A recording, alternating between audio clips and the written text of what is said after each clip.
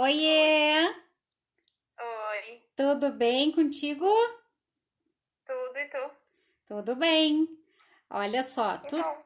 te lembra que a gente, tu respondeu um post que a nossa proposta era poder dialogar, era poder conversar um pouquinho.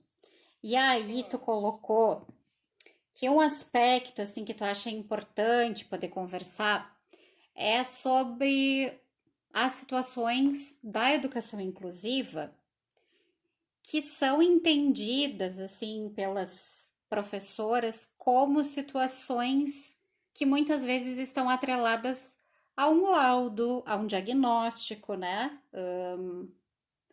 E eu achei assim que a melhor resposta seria a gente poder dialogar sobre isso, um diálogo bem breve, uma coisa bem leve também, mas pensando que tu tem um contexto, que tu tem uma história, que tu já viveu isso em outros espaços também, né? Então fiquei pensando de que lugar tu trouxeste aquele teu questionamento, né? Porque eu acho que tudo que a gente traz e o que a gente oferece tem um contexto, tem uma razão. Então, um pouco poder conversar sobre isso, assim, né? Da educação inclusiva e por que que essa é uma inquietação que tu acha importante que a gente possa dialogar? certo. Lembro, sim. Na verdade, esse diálogo já é uma dúvida, não seria uma dúvida, mas seria um questionamento feito há muito tempo, né? Desde o término da minha formação, porque durante a formação a gente ainda está com todo um contexto de estudante, formando nosso olhar, né? Trazendo experiências de fora, e aí quando tu parte para a prática daquela teoria, né? Mesmo tu fazendo seus estágios, tudo, tu tem uma visão diferente. E sempre me questionei também, dentro da área, né, mesmo não diretamente da educação inclusiva, né, mas dentro da escola, passando por essa área, digamos, né, e até quando fui professora de AEE, do AEE, né, numa outra escola, do porquê que aquele professor só passa a planejar ou a perceber ou a enxergar a educação inclusiva depois de ele ter um estudante, né, dentro dessa situação na sala de aula dele, né? Por que que ele já não pode já planejar, né, fazer esse planejamento, ter esse pensamento amplo dentro de toda a singularidade do seu estudante, né? Não só quando eu não tenho agora, mas, né? Então quando ele chegar é que eu vou pensar por quê? Porque tem um diagnóstico que está estampado no rosto, talvez, porque tenha um laudo, ou que a escola daqui a pouco perceba e se faz o laudo, e aí se vai começar a pensar.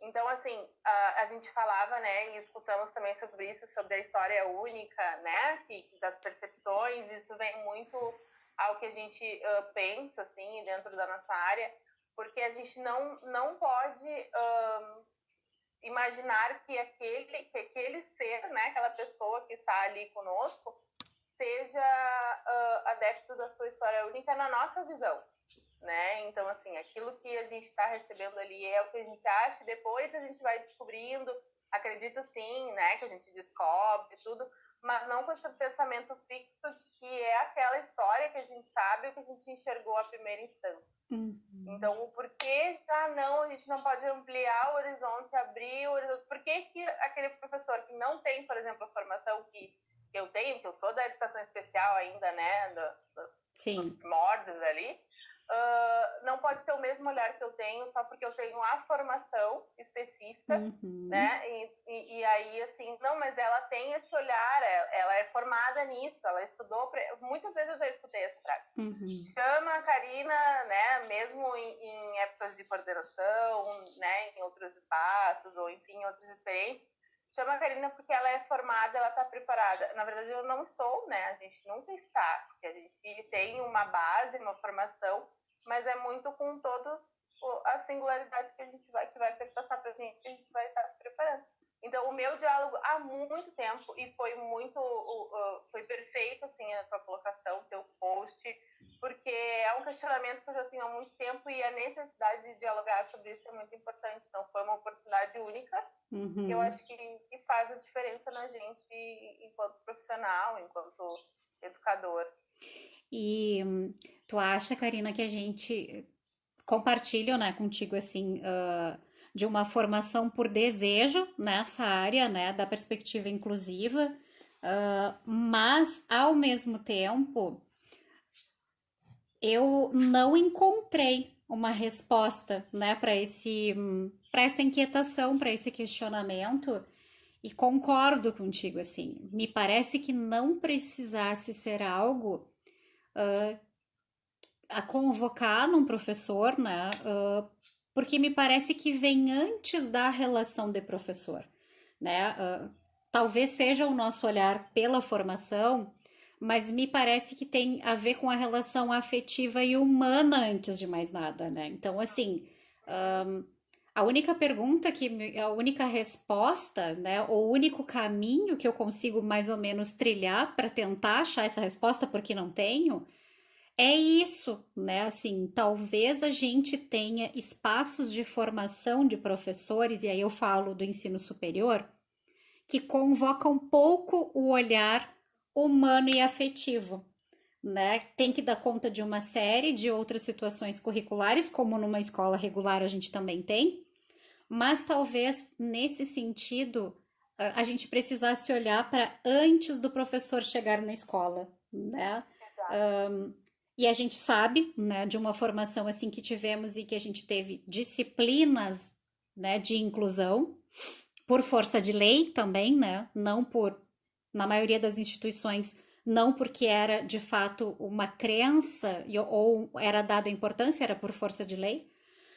Mas me parece que talvez ainda haja esse gap, né? Porque quando a gente olha para a escola e a gente se depara com os profissionais que prontamente abrem os seus espaços e abrem também, né, as suas mentes, ampliam o seu pensamento, são profissionais com com essa tendência muito forte, né, de acolher, de afeto, e não no sentido romântico, não no Não, sentido, né, poético, é no sentido não. humano, acolher o outro, me deixar afetar pelo outro, me sensibilizar pelas causas do outro, né? Então, eu fiquei muito pensando, né, na provocação que tu me fizeste. Isso sempre foi uma inquietação também para mim, Karina. Em alguns espaços que eu estive, eu dialogava também com os meus colegas sobre a importância que a própria equipe dava para laudos, para pareceres, né? Porque eu acho que a gente também costura o dia a dia com as importâncias que a gente dá, né? As nuances do dia a dia, elas passam pelos lugares que a gente dá importância. Eu sei, né? E eu acho que assim, não se desmerece, eu acho que o laudo, para alguns casos, ele constrói possibilidades, né? Ele abre possibilidades, inclusive, de acessibilidade e de acesso, né? À garantia dos seus direitos, mas particularmente ainda é uma inquietação, assim, né? Ainda é algo que eu não sei o quanto de fato numa escola é necessário que a gente tenha laudos, que a gente tenha, né, um documento que diga, de certa forma, quem é, Uhum. né, aquele Não sujeito, né? reforça o estereótipo, né? E aí tu trabalha em cima deste estereótipo, né? E talvez outros que não tenham esse estereótipo, tu acaba criando, né? E aí tu não consegue enxergar o teu estudante, o teu aluno como aquele ser, né? Uhum. Começa a ter outras visões em outros estudantes, talvez de uma outra característica, né? Então, assim, eu acredito no diagnóstico para alguns alunos, né? Para algumas, para mapear, né? O que a gente pode fazer, né? Do jeito, apesar de que também acredito que a gente vai trabalhar muito com o que ele vai nos trazer, não é qual é o seu limite até onde ele pode ir, né? O quanto ele pode ser desafiado, né? Então, isso faz parte de incluir esse estudante, esse seu aluno, né? Faz parte desse afeto, dessa troca de olhar, desse toque, desse afeto. É nesse sentido que a gente está falando, né? Não é de tu olhar para ele e ele dizer, ah, meu Deus, ele tem um laudo, né? Coitado, agora eu preciso ajudar. Na verdade, a gente não tem essa formação para ajudar, né? Não é para isso que a nossa formação existe, né? Então, acredito sim que o laudo é importante, porém a gente não pode partir desse estereótipo, né? Então, é esse olhar amplo. Então, isso está muito dentro do que tu falou, do afeto, né? E não romantizando o afeto, né? Não poetizando esse afeto, né? Não colocando em palavras bonitas ou mas sim realmente enxergando, porque acho que a inclusão é tu conseguir, tu entender, né? O que é a inclusão, né? E olhar esse estudante em quem ele é, o que ele pode se proporcionar, né? O que a gente pode desafiar. Entender que ele tem um limite, assim como o teu outro estudante também tem. Porém, sim, estamos falando de inclusão, né? Tu trabalhar essa inclusão, tu realmente sentir a inclusão é também dizer que sim, que ela existe e ela é necessária, né? Então, acho que isso tudo faz parte também desse teu olhar, né?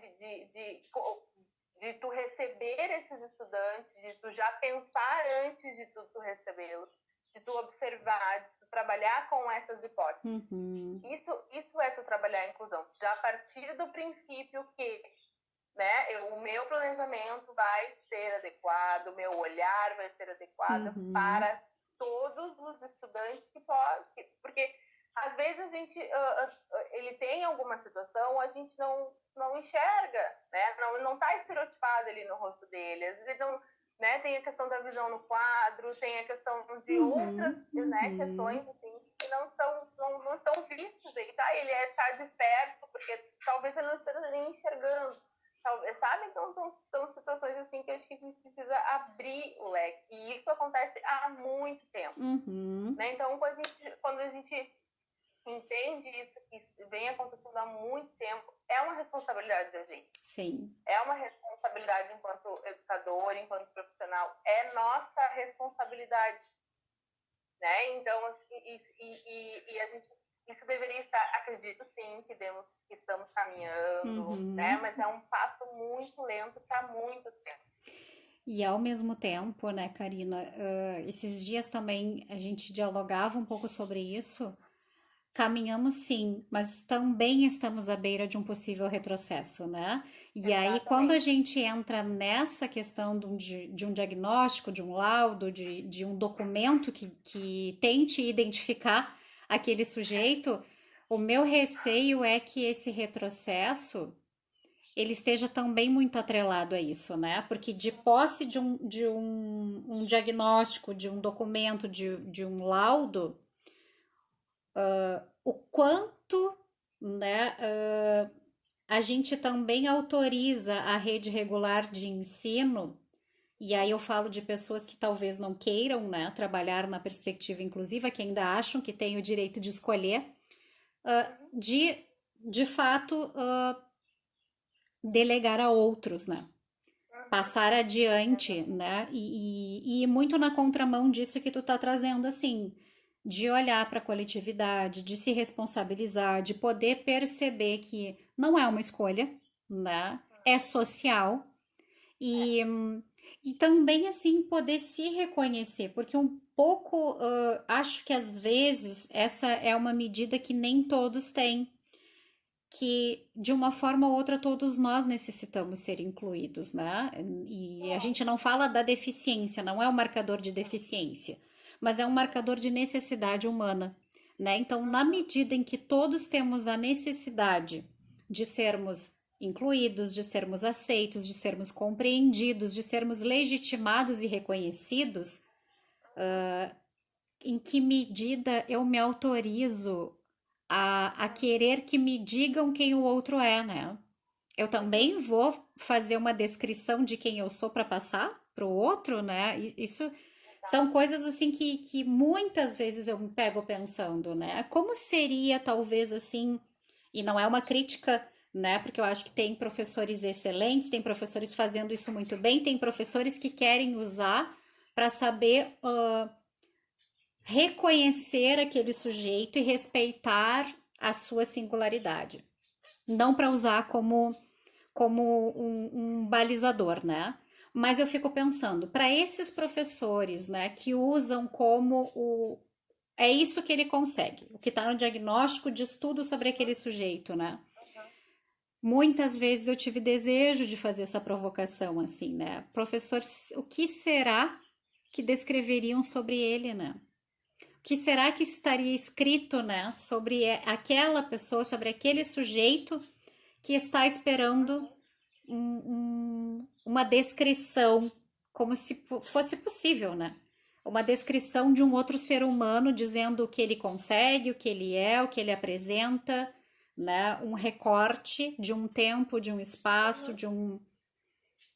Então, essas são inquietações que eu acho que vão ainda, certamente, né, nos acompanhar por um tempo. Tenho receio de que essa inquietação aumente na medida em que a gente tenha esse retrocesso em termos, né, legais.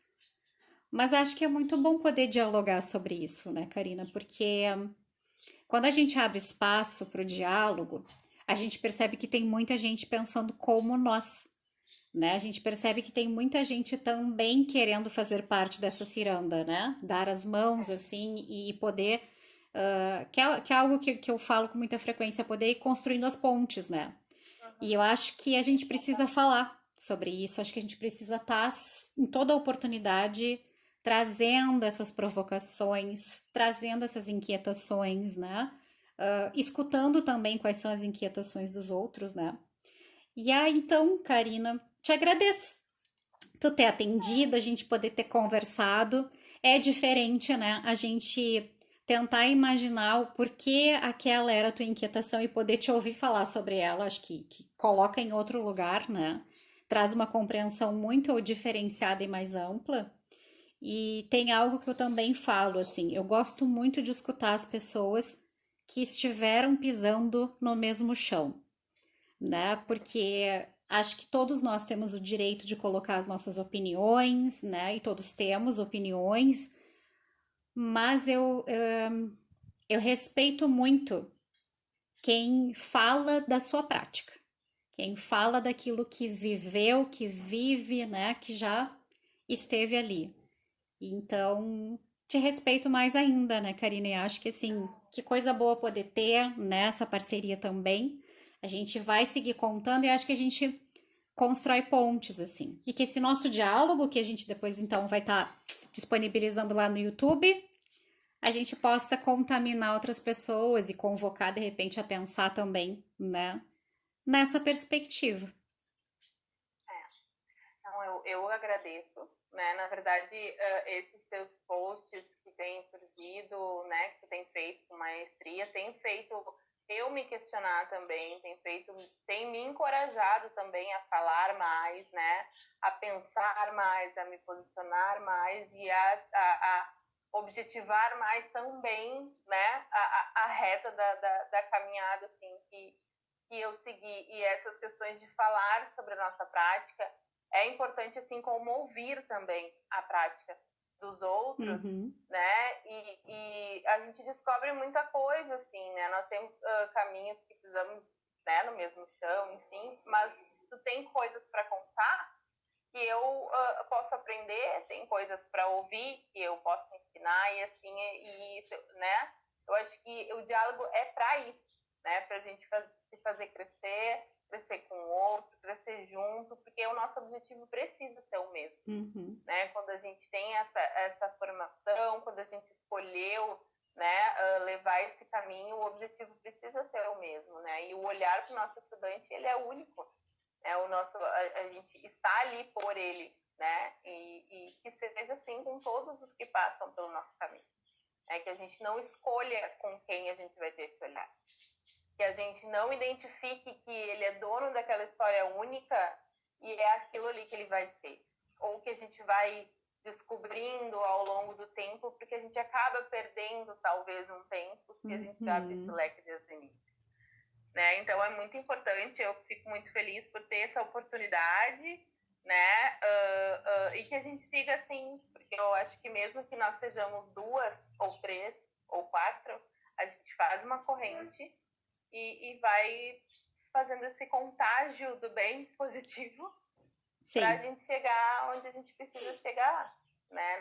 Não devemos desistir, independente do tempo que a gente está nesse questionamento, a gente já deu um passo grande tendo esses diálogos e eu te agradeço por essa oportunidade. Então tá bom. Muito obrigada.